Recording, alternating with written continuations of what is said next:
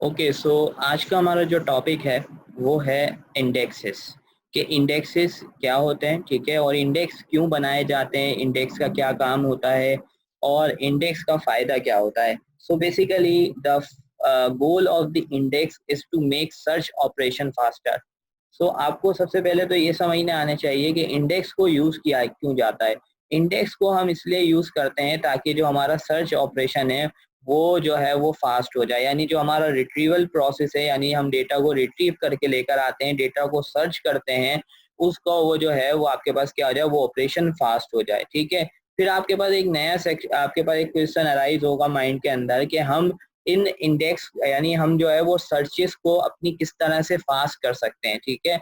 तो आपके पास एक कॉन्सेप्ट यूज होता है इंडेक्सेस, ठीक है, जिसकी मदद से हम क्या करते हैं, हम बेसिकली अपनी सर्चेस को फास्ट करते हैं और उसके अंदर हम एक balance tree, B tree structure बनाते हैं इंटरनली, ठीक है। तो उसके थ्रू हम ये काम अचीव करते हैं, ठीक है। सो फर्स्ट ऑफ ऑल आपने देखा कि इंडेक्स हमारे पास क्या कर रहा है, कि इंडेक्स क्यों यूज हो रहे हैं। इंडेक्स का सबसे बड़ा बेनिफिट क्या है कि हम अपनी जो रिट्रीवल है यानी हमारी जो सर्चेज है उनको फास्ट करना चाहते हैं।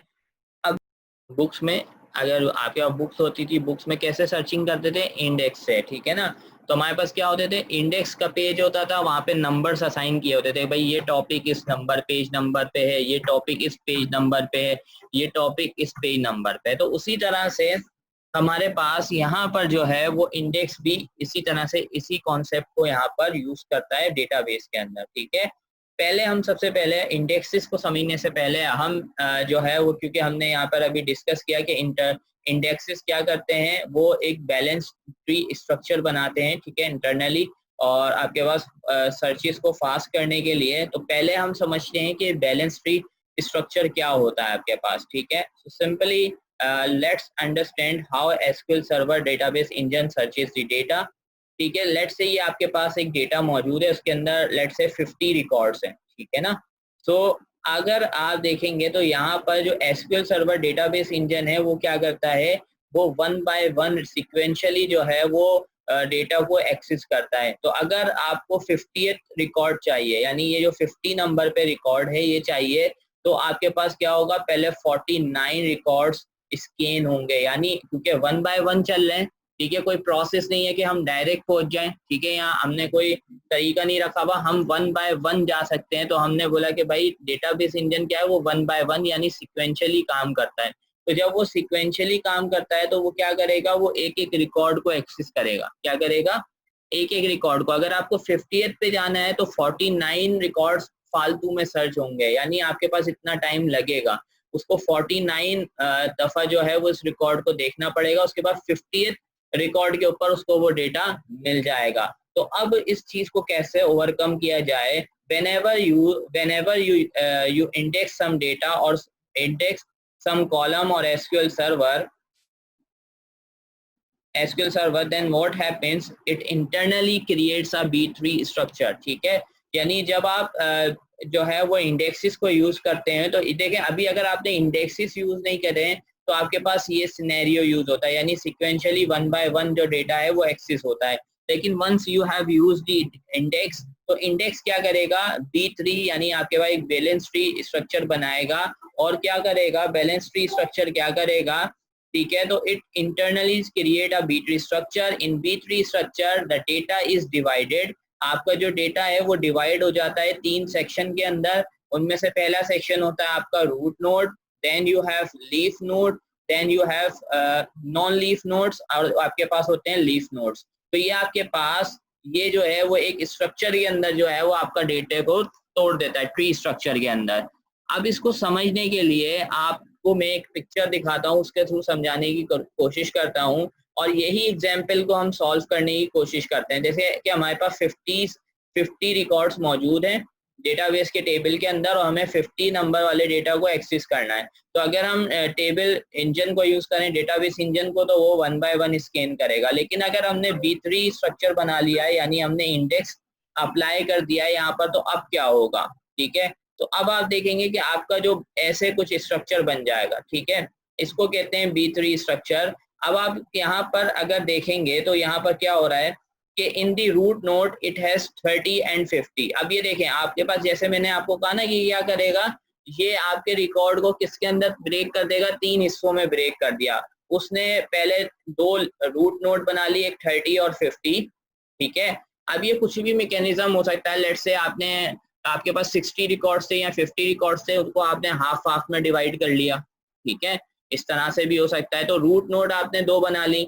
उसके बाद आपने जो है हर एक रूट नोड की जो है नॉन लीफ नोड बना ली, ठीक है, यानी नॉन लीफ नोड बना ली। तो अब आपके पास ये बन गई 2 नॉन लीफ नोड। जैसे 30 के अंदर, यानी हमने कहा कि ये 30 रूट नोड है, इसके अंदर 10 से लेके 30 तक के आपके पास रिकॉर्ड मौजूद है। उसको 10 को अलग ब्रेक किया हुआ है और 30 को हमने अलग ब्रेक किया हुआ है। इसी तरह से 50 के अंदर भी हमने यही किया हुआ है। और उसके बाद अब ये जो 10 को, अगर हमने यहाँ पर 10 के अंदर देखो नॉन लीफ नोड से हमने लीफ नोड बनाई हुई है, और हमने बोला हुआ है कि भाई 10 अगर यहाँ पर सर्च करके यहाँ पर आएगा तो ये सारा रिकॉर्ड इसको 10 के अंदर मिल जाएगा, अगर कोई ऐसी आईडी होती है जो 10 से बिलोंग करती है, ठीक है। तो अब होगा क्या, 1 बाय 1 इसको समझने की कोशिश करते हैं। तो लेट्स से आप आप यहाँ पर इस तरह से देखें कि ये हमारी लीफ नोड है। होगा क्या, देखें, फर्स्ट ऑफ ऑल आपको सर्च क्या करना था, 50, यू वांट टू सर्च 50, ठीक है। तो आप यहाँ पर आएंगे रूट नोड में। रूट नोड में सबसे पहले चेक करेंगे, ठीक है, कि क्या ये 30 आपके पास 30 से लेस देन है या 30 से बड़ा है, ठीक है। तो आपने इसको अगर आपको ये वाली रूट नोड को एक्सेस करना है, कौन सी वाली रूट नोड को, ये वाली को, 30 वाली को, तो आप पहले ये चेक करेंगे कि क्या 50 जो है वो 30 जो है 30 के बराबर है या 30 से कम है, ठीक है, क्योंकि अगर 30 के बराबर भी है तो फिर वो 30 वाली वैल्यू भी हमें इस एरिया में ही मिलेगी। तो हमने यहाँ पर बोला कि क्या ये 30 से लेस देन या 30 के बराबर है वैल्यू, तो आपको यहाँ से रिजल्ट मिलेगा कि भाई क्या हुआ, ये आपको रिजल्ट मिलेगा कि भाई यहाँ पर हमारे पास ये वैल्यू मौजूद नहीं है, मतलब ये जो है कंडीशन फॉल्स हो रही है। तो ये जो सारी रोज हैं, यानी यहाँ पर ये जो लीफ नोड और नॉन लीफ नोड बनी है, क्या हो जाएंगी, ये बाईपास हो जाएंगी, ये स्किप हो जाएंगी। देन आपके पास यहाँ पर आएगा, ठीक है, तो सर्च में ये चेक करेगा कि क्या आपके पास यहाँ पर 50 या 50 से छोटी वैल्यू मौजूद है। तो अगर 50 या 50 से छोटी वैल्यू मौजूद है, क्योंकि हम पहले 30 को चेक कर आए, तो 30 का मतलब क्या है, यानी अब 30 से छोटी वैल्यू तो आपके पास यहाँ पे आई नहीं है, ठीक है। तो इसलिए हम अब चेक कर रहे हैं कि क्या 40 यानी 31 से 50 के दरमियान ये वैल्यू है। तो हाँ, हमारे पास क्या मिली है यहाँ पे वैल्यू 50। तो जैसे ही ये 50 मिलेगा यहाँ पर, ये यहाँ पर आएगा नॉन लीफ के अंदर। फिर नॉन लीफ से पहले चेक होगा 40 कि क्या ये जो वैल्यू है 50 ये आपके पास 40 से छोटी है या 40 के बराबर तो नहीं है। तो आपको यहाँ से क्या मिलेगा, आपके पास यहाँ से आंसर फॉल्स मिलेगा, और ये वाली रो जो है, ये वाली जो लीफ नोड है, ये क्या हो जाएगी, बाईपास हो जाएगी। देन आप यहाँ पर आके चेक करोगे कि भाई क्या 50 के बराबर है या 50 से छोटी वैल्यू है, तो आपको यहाँ पर मिलेगा ट्रू। और जैसे ही ये ट्रू मिलेगा तो अब आप देखो कि आपके पास डेटा कैसे एक्सेस हुई कि 50 से हम पहले 50 यहाँ पर आए, यानी एक एक्सिस, दूसरा एक्सिस, और हमारे पास टोटली जो रिकॉर्ड एक्सेस हुए हैं वो कितने रिकॉर्ड एक्सेस हुए हैं, 10 रिकॉर्ड्स आर स्कैन्ड। जबकि अगर हम डेटाबेस इंजन को देखें प्रीवियसली, जो कि ये वाली सिचुएशन थी, तो यहाँ पर क्या हो रहा था, यहाँ पर सिक्वेंशियली आपके पास क्या हो रहा था, सर्चिंग परफॉर्म हो रही थी। तो आपके पास कितने रिकॉर्ड्स एक्सेस हो रहे थे, कितने रिकॉर्ड स्कैन हो रहे थे, 49 रिकॉर्ड्स जब स्कैन हो रहे थे तो तब आपको 50 मिल रहा था। जबकि अगर हमने इसी सिचुएशन को जब हमने बी ट्री के थ्रू जो है वो क्या किया, या इन्हें इंडेक्स लगा के इसको परफॉर्म किया, so you can see the result कि यहाँ पर आपके पास रिकॉर्ड को, कितने रिकॉर्ड्स को स्कैन करना पड़ा, जस्ट 10 रिकॉर्ड्स को स्कैन करना पड़ा। तो जो आप देख सकते हो कि कितना बड़ा मार्जिन है। अब ये तो क्योंकि हमारे पास अभी डेटा कम था तो इस वजह से आपको लग रहा होगा कि इतना ज्यादा फर्क नहीं है, ठीक है। लेकिन जब हमारे पास ह्यूज अमाउंट में डेटा होता है तो इंडेक्सिंग बहुत जो है ना, वो आपके पास बहुत बड़ा रोल जो है वो इसके अंदर प्ले करती है। तो अभी हमने यही डिस्कस किया कि हमारे पास इंडेक्सिंग का काम क्या है, कि इंडेक्सिंग आपके पास सर्चिंग को क्या करती है, फास्ट बनाती है, ठीक है। How will database engine retrieve the data from a table. So आपके पास जो आपका डेटाबेस इंजन है वो 2 तरीके से जो है वो डेटाबेस में से टेबल जो है रिट्रीव कर सकता है, ठीक है। One is the table scan, another one is the index scan और सीक स्कैन, ठीक है। तो टेबल स्कैन के अंदर क्या होता है, वो जो हमारे पास फर्स्ट वाली सिचुएशन थी कि भाई आपका जो एसक्यूएल सर्वर इंजन है वो क्या करेगा, रिक्वायर्ड इंफॉर्मेशन को सिक्वेंशियली 1 बाय 1 जो है स्टार्ट फ्रॉम लास्ट रिकॉर्ड तक जो है वो टेबल के सर्च करेगा, ठीक है। If the table having more number of rose then it will make more time for searching the required data, so it is a time consuming process. तो जब अगर हम टेबल स्कैन को यूज करते हैं तो ये क्या है, टाइम स्कैन आपके पास टाइम कंज्यूमिंग प्रोसेस है, ठीक है। यानी अगर हमने कोई इंडेक्स वगैरह यूज नहीं किया है तो हमेशा आपके पास जो अप्रोच यूज होती है वो कौन सी यूज होती है, टेबल स्कैन यूज होता है। और टेबल स्कैन की वजह से जो हमारे पास है परफॉर्मेंस क्या होती है, वो कॉम्प्रोमाइज हो जाती है। So then we have another index scan और seek in SQL Server। तो ये जो आपके पास इंडेक्स स्कैन है इसके अंदर क्या होता है, इसके अंदर आप D3 स्ट्रक्चर को यूज करते हुए सर्च करते हैं रिक्वायर्ड डेटा को, जिसकी वजह से आपके पास क्या होता है, टाइम सेव होता है और आपके पास परफॉर्मेंस भी बेटर हो जाती है और आपके पास बेटर रिजल्ट्स जो है वो यहाँ पर प्रोड्यूस होते हैं। So now we will use an example here to understand this, ठीक है। तो मैंने यहाँ पर एक एग्जाम्पल क्रिएट करनी है और उसके थ्रू हम यहाँ पर इसको समझने की कोशिश करते हैं। तो मेरे पास यहाँ पर ये टेबल बना हुआ है और इस टेबल को हम यूज करेंगे और यहाँ पर I am going to create a database.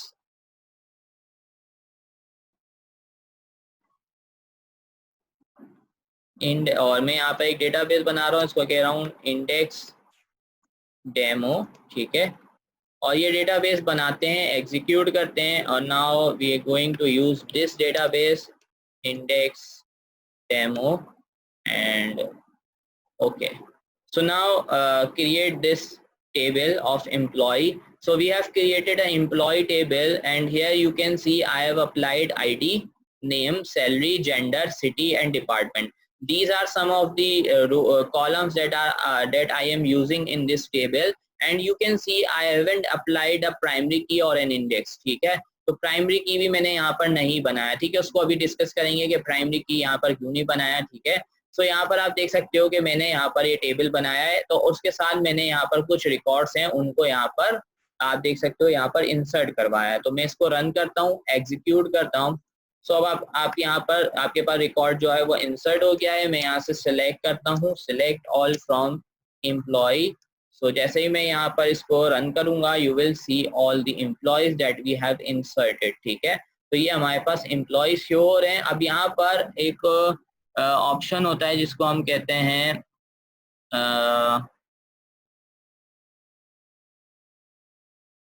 Estimated execution plan, ठीक है। यहाँ पर ये टैब होता है, ये ऑप्शन होता है, इसको मैं क्लिक करता हूँ, ठीक है। इसको क्लिक करने के बाद अब आप यहाँ पर एक चीज को नोटिस करो, जैसे मैंने आपको बताया था, ठीक है।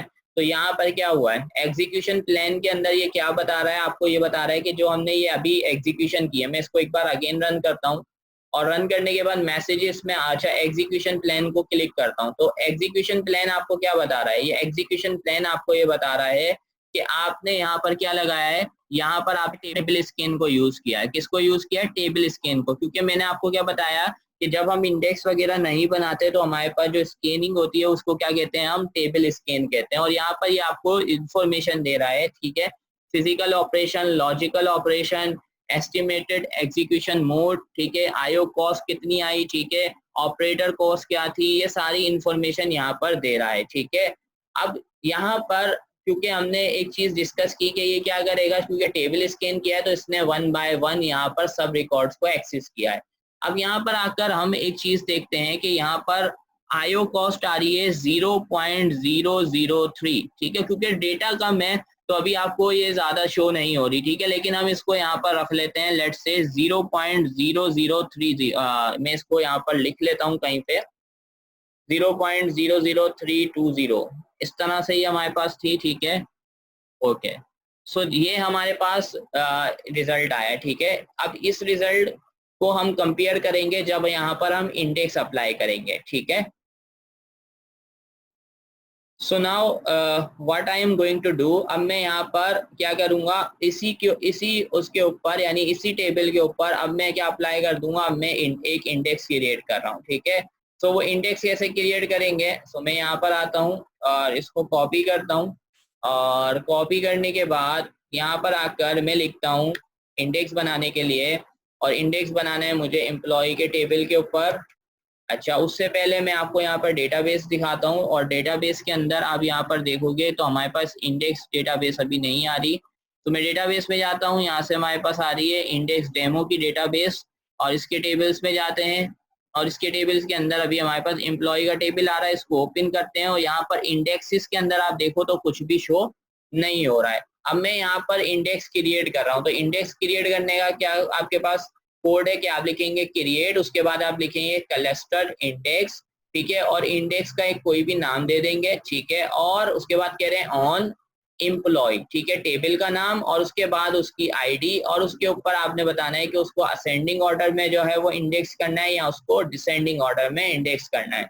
तो आपने सिंपली क्या लिखा है यहाँ पे, क्रिएट क्लस्टर इंडेक्स, उसके बाद आपने लिखा ये इंडेक्स का नाम दिया और उसके ऊपर आपने बताया कि कौन से टेबल पे अप्लाई करना है और टेबल की कौन सी कॉलम है, और उसके बाद उसको असेंडिंग करना है या डिसेंडिंग ऑर्डर में करना है। तो लेट्स क्रिएट दिस इंडेक्स, ठीक है, मैं इसको एग्जीक्यूट करता हूँ। तो अब हमारे पास यहाँ पर कमांड लिखा हुआ आ गया है कि कंप्लीटेड सक्सेसफुली, इसका मतलब अब इंडेक्स हमारे पास इस टेबल के ऊपर क्रिएट हो गया होगा। सो अब हम क्या करते हैं, यहाँ से जाके एक बार इसको रिफ्रेश कर लेते हैं, और रिफ्रेश करके हम यहाँ पर आते हैं अपनी डेटाबेस के अंदर इंडेक्स डेमो, और यहाँ पर हमारे पास आ रही है टेबल्स, और टेबल्स के अंदर हमारे पास एम्प्लॉय का टेबल है, और इसमें अब अगर इंडेक्सेस पे जाते हैं तो यू कैन सी के we are getting this index here, ठीक है। तो हमारे पास यहाँ पे एक क्लस्टर्ड इंडेक्स बन गया है, इसको भी अभी हम डिस्कस करेंगे थोड़ी देर में कि क्लस्टर्ड और नॉन क्लस्टर्ड इंडेक्स क्या होते हैं। तो जस्ट अभी हमने क्लस्टर्ड इंडेक्स यहाँ पर क्रिएट किया है। सो उसके बाद now I am going to run this query again, ठीक है, और इसको रन करता हूँ। रन करने के बाद यहाँ से आके मैं एग्जीक्यूशन प्लान को जो है वो यहाँ पर रन करता हूँ। तो अब आप यहाँ पर देख सकते हो कि ये आपको क्या बता रहा है कि भाई क्लस्टर्ड इंडेक्स स्कैन हुआ है, ठीक है। तो यहाँ पर जो स्कैनिंग हुई है वो अब टेबल स्कैन नहीं हुई है, अब यहाँ पर कौन सी स्कैनिंग हुई है, अब यहाँ पर जो है क्योंकि हमने इंडेक्स क्रिएट किया हुआ इस टेबल के ऊपर, जिसकी वजह से अब यहाँ पर कौन सी स्कैनिंग हुई है, इंडेक्स स्कैन परफॉर्म हुई है, क्लस्टर्ड इंडेक्स स्कैन, ठीक है। अब मैं यहाँ पर जाता हूँ और इसको देखता हूँ, तो यहाँ पर आप देखो तो यहाँ पर बिल्कुल अगर आप एस्टिमेटेड आईओ कॉस्ट पे देखोगे तो बिल्कुल एक माइनर सा डिफरेंस आया है, ठीक है, कि 0.0031, ठीक है, जबकि वहां पर क्या आ रहा था 32, ठीक है। तो ये डिफरेंस बहुत कम अभी आपको शो हो रहा है, लेकिन जब हम इसको आगे चल के आप बड़े डेटाबेस के ऊपर इंडेक्सेस को अप्लाई करके देखेंगे तो you will C a better result, ठीक है, और फिर आपको समझ आएगा कि हमें इंडेक्स को क्यों यूज करना चाहते हैं, ठीक है। इंडेक्स को हम बेसिकली यूज इसलिए ही करते हैं ताकि हमारे पास फास्टर जो है डेटा सर्चिंग परफॉर्म हो, ठीक है। उसके बाद after discussing this, ठीक है, so now let's come to the what is index, कि इंडेक्स एक्चुअली में है क्या। बेसिकली इंडेक्स आपके पास एक डेटाबेस का ऑब्जेक्ट है जिसके थ्रू हम क्यूरी प्रोसेसिंग को क्या करते हैं, स्पीड अप करते हैं, ठीक है। सो जब भी हम एक टेबल क्रिएट करते हैं, when we create an index और एनी कॉलम, ठीक है, जैसे ही हम किसी कॉलम के ऊपर क्या करते हैं, इंडेक्स क्रिएट करते हैं, तो एसक्यूएल सर्वर क्या करता है, इंटरनली एक जो है सेपरेट टेबल जो है इंडेक्स टेबल क्रिएट कर देता है, मेंटेन करता है, जो जिसकी वजह से जब भी एक यूजर जो है वो डेटा को रिट्रीव करने की सो बेसिकली अगर आप यहाँ पर देखो तो आपके पास क्या करेगा ये, so when any user trying to access data, ठीक है, जैसे ही कोई यूजर उस डेटा को रिट्रीव करने की कोशिश करेगा एग्जिस्टिंग टेबल से, depend on the index table, SQL server directly go to the table and retrieve the required data very quickly, ठीक है। यानी ये क्या कर रहा है, ये जो इंडेक्स की इंफॉर्मेशन है वो इंटरनली एक सेपरेट टेबल के अंदर जो है वो मेंटेन रख रहा है, जिसकी वजह से जब आपको वो डेटा चाहिए होगा तो वहां से वो डेटा आपके पास क्विकली जो है वो वहां पर रिट्रीव हो जाएगा। In a table we can use a maximum of 250 indexes, यानी हम टेबल के ऊपर मैक्सिमम जो है 250 इंडेक्सेस को यूज कर सकते हैं। The index type refers to the way the index is store internally by the SQL server, और जो इंडेक्स की टाइप है वो ये डिटरमाइन करेगी कि आपके पास इंडेक्स जो है वो इंटरनली कैसे स्टोर होगा एसक्यूएल सर्वर के अंदर, ठीक है। when SQL server use indexes, ठीक है, तो कब हमारे पास indexes को यूज करना चाहिए, the SQL server uses indexes of a table provided to select or update or delete statement contain the where clause, and moreover the where condition column must be an index column, ठीक है। यानी आपके पास SQL server जो है वो index को basically use कब करता है। देखिए अभी जो प्रीवियसली हमने क्यूरी रन की थी जिसमें हमने दोनों क्यूरीज को रन किया था और दोनों में हमने लिखा था select all from the employee, select all from the employee, तो वहां पर आपको कोई मेजर डिफरेंस नजर नहीं आ रहा था। वो मेजर डिफरेंस क्यों नजर नहीं आ रहा था, वो इस वजह से नहीं आ रहा था क्योंकि जो एसक्यूएल सर्वर जो है वो इंडेक्स को तब यूज करेगा जब आप यहाँ तो वेयर क्लॉज को यूज करेंगे या फिर आपकी सिलेक्ट स्टेटमेंट के अंदर ऑर्डर बाय क्लॉज होगा, ठीक है। यानी इंडेक्सेस कब यूटिलाइज होंगे, क्योंकि इंडेक्स का बेसिक पर्पस क्या है कि आपके पास जो सर्चिंग है उसको फास्ट करना, ठीक है। तो सर्चिंग को फास्ट करना है तो इसका मतलब सर्चिंग तब होगी जब हम वेयर या ऑर्डर बाय को यूज कर रहे होंगे। यानी वेयर कब यूज कर रहे होंगे, जब हम डेटा को फिल्टर कर रहे हैं, और ऑर्डर बाय के थ्रू हम क्या कर रहे होंगे, असेंडिंग या डिसेंडिंग ऑर्डर में कर रहे होंगे। So when SQL Server is searching for information under the database first, it verifies the best execution plan for retrieving the data and uses that plan which can be either a full page scan or index scan, ठीक है। तो SQL Server क्या करता है, जब searching करता है database के लिए, पहले वो वेरीफाई करता है कि कौन सा एग्जीक्यूशन प्लान जो है वो डेटा को रिट्रीव करने के लिए बेस्ट है। फिर उसकी बेसिस पे आपके पास ये होता है कि आप फुल पेज स्कैन को यूज करना चाह रहे हैं या इंडेक्स स्कैन को यूज करना चाह रहे हैं। सिंपली ये आपके पास एक आपके पास जो है वो सिंटेक्स है क्रिएट करने का। इंडेक्स को कैसे क्रिएट किया जाएगा, तो आप क्रिएट करेंगे, ठीक है। उसके बाद आप लिखेंगे यहाँ पर यूनिक भी लिख सकते हैं, ठीक है। अब यूनिक का कीवर्ड भी यूज होता है, आगे चल के इसको भी डिस्कस करेंगे। यहाँ पर बताएंगे कि आप कौन सा इंडेक्स बना रहे हैं, क्लस्टर्ड बना रहे हैं या नॉन क्लस्टर्ड बना रहे हैं, ठीक है। उसके बाद आप इंडेक्स कीवर्ड यूज करेंगे, यहाँ पर इंडेक्स का नेम, ठीक है, जिस नाम से आप इंडेक्स बनाना चाहते हैं। उसके बाद ऑन का कीवर्ड यूज करेंगे, टेबल का नेम देंगे और उसके बाद कॉलम की लिस्ट दे देंगे, ठीक है। कि यानी आप कौन से कॉलम पे जो है वो ये अप्लाई करना चाह रहे हैं, ठीक है। टू सी द इंडेक्स, ठीक है, आपको इंडेक्स को अगर देखना है तो उसके लिए आपके पास यहाँ पर एक स्टोर प्रोसीजर यूज होता है, उसको हम यूज कर लेते हैं यहाँ पर। सो लेट्स से हमने कहा sp_help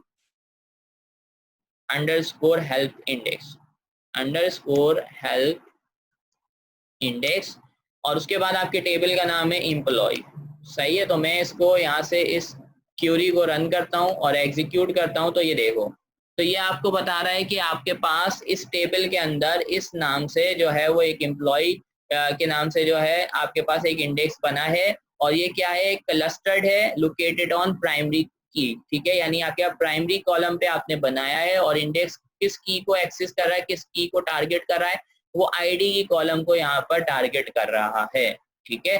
तो अगर आप ये चीज देखना चाहें, इंडेक्स के बारे में इंफॉर्मेशन लेना चाहें कि इंडेक्स बना है या नहीं बना, तो आप फिर xp_help इंडेक्स को यूज करते हुए ये डिटरमाइन कर सकते हैं कि आपके टेबल के अंदर इंडेक्स क्रिएट हुआ है या नहीं हुआ है, ठीक है। We can also drop the index, और हम किसी भी इंडेक्स को ड्रॉप भी कर सकते हैं, और बहुत ही सिंपल उसका कोड है। यू कैन सी, यहाँ पर आके हम लिखेंगे ड्रॉप, ड्रॉप के बाद हम लिख सकते हैं इंडेक्स। उसके बाद अब इंडेक्स का आपके पास टेबल का नाम, ठीक है, तो टेबल का नाम है लेट्स से एम्प्लॉय डॉट, अब यहाँ पर आप देंगे इंडेक्स का नाम, तो इंडेक्स का नाम है employee_id, ठीक है। तो लेट्स रन दिस।